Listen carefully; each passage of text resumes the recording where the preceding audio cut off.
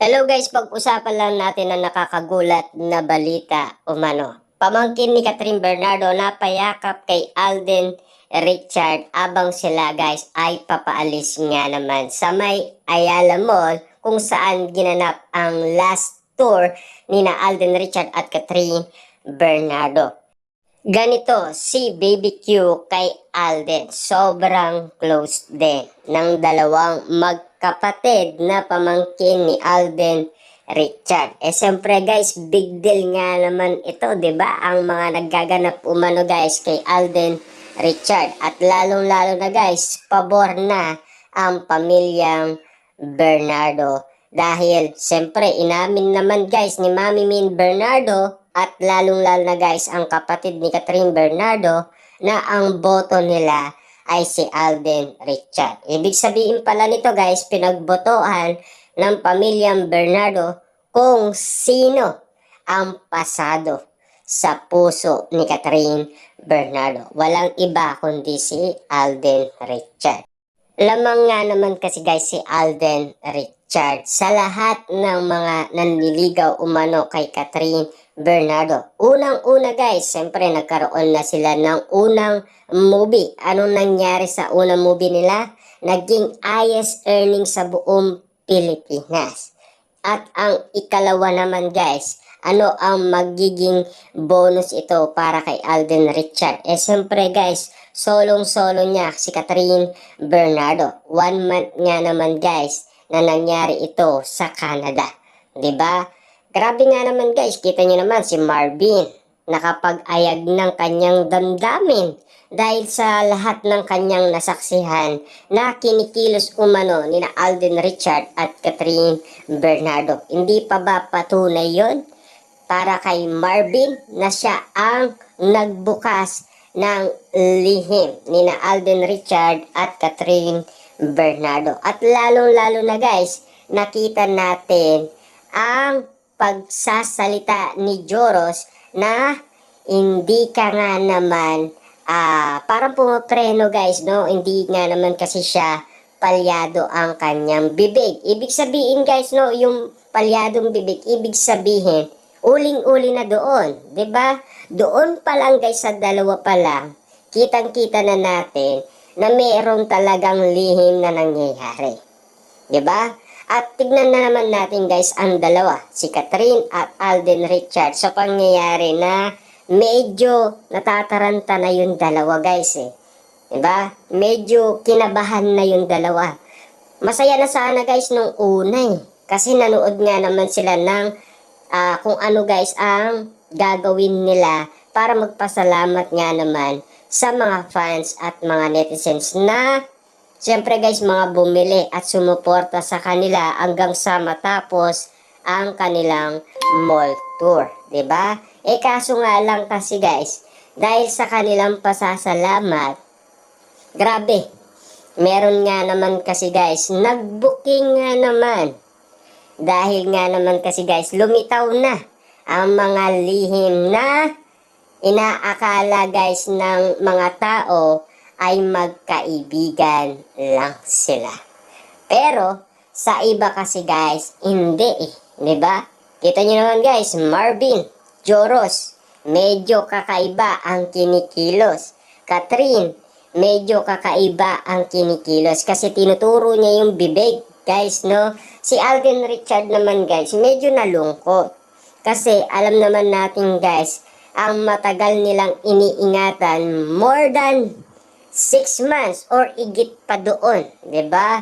Medyo may sinisikreto pa yan guys noon, 'di ba? Kaso nga lang kasi guys, sa isang tao lang at kasama na si Joros, na-booking nga naman guys ang matagal na ninilihim ni na Alden Richard at Catherine Bernardo. Bakit nga naman kaya guys ay ito ay inayag ni Marvin? Ano kaya guys ang pinakamatinding resibo niya na pwedeng magpatunay na sina Catherine Bernardo at Alden Richard ay totoong mag-boyfriend-girlfriend? Siyempre guys, no, ganito na lang yan. Si Catherine Bernardo ay pinagluluto si Alden Richard at pinag-aatid pa niya ito. Diba? At lalo-lalo na guys, pinagluluto pa ni Catherine lahat ng mga paborito ni Alden Richard. At lalong-lalo na guys, sinubuan pa ni Alden Richard si Catherine Bernardo. Yun kasi guys, ang matinding katibayan ni Marvin. At lalong-lalo na guys, ang mga kwento niya na laging sabay daw kung kumain. At lalong-lalo na guys, sabay uminom ng tubig. At lalong-lalo na, lagi daw magkatabi. Kasi guys, no, titignan natin, kung magkaibigan lang sila, ang dami naman daw nakakasama sa shooting, pero lagi daw silang magkasama. Kita niyo naman guys, may mga babae pwedeng isama ni Catherine Bernardo sa upuan, si Valerie silang dalawa. Kaya nga naman guys, pinag-iisipan sila. Bakit kasi ayaw nilang umiwalay sa isa't isa? Samantalang guys, hindi naman yun shooting, diba? Kasi guys, tignan nyo, no? Kung magkaibigan lang sila, pwedeng nilang iwasan muna ang isa't isa. Kaso nga lang guys, alatadong masyado diba? Kasi magkaiba kasi yung gawain ng magkaibigan sa gawain ng mag-boyfriend-girlfriend. Diba? Kasi magkaiba yung baka sasabihin ng babae, baka boyfriend kita. Diba? Baka pagchismisan ako ng maraming tao. Diba? Baka laman ako ng maraming social media kapag ikaw ay laging nakadikit sa akin. Diba yan kasi guys ang mga bagay na pinag-uusapan. Iba kasi yung trabaho guys sa hindi trabaho. Diba? Kaya yun guys ang napapansin ni Marvin. Kasi iba yung trabaho, iba yung hindi nagtatrabaho.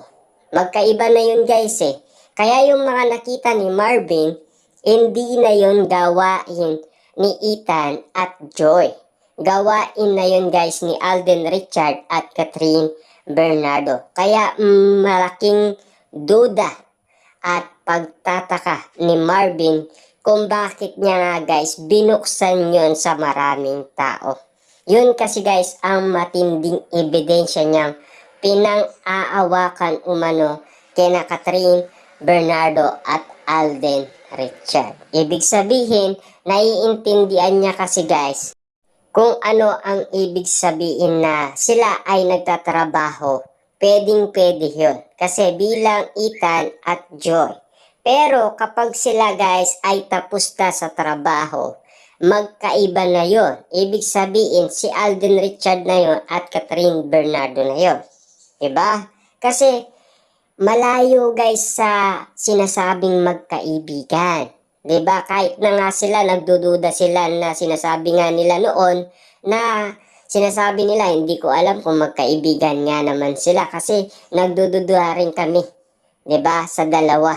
Kasi parang may something kasi. Sinubuan pa ni Alden Richard si Catherine Bernardo. Meron bang ganun guys?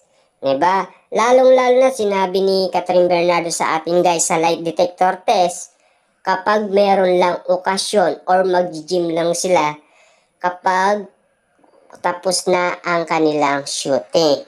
Pero ano yung nakita ni Marvin kaya yun ang inayayag niya sa maraming tao. Malinaw na guys kung bakit nga naman inaawakan ni Marvin ang mga resibong pwedeng magpatunay na hindi ginagawa yun ni Ethan at Joy kapag wala ng shooting. Kasi may free time nga naman sila guys mag-bonding moment at lalong-lalo na kasi guys nagbibigay pa ng mga bulaklak si Alden Richard. Siyempre nakikita niyan guys diba? Gawain ba yun guys na magkaibigan? Isusurpresa mo si Catherine Bernardo araw-araw ng mga bouquet na bulaklak?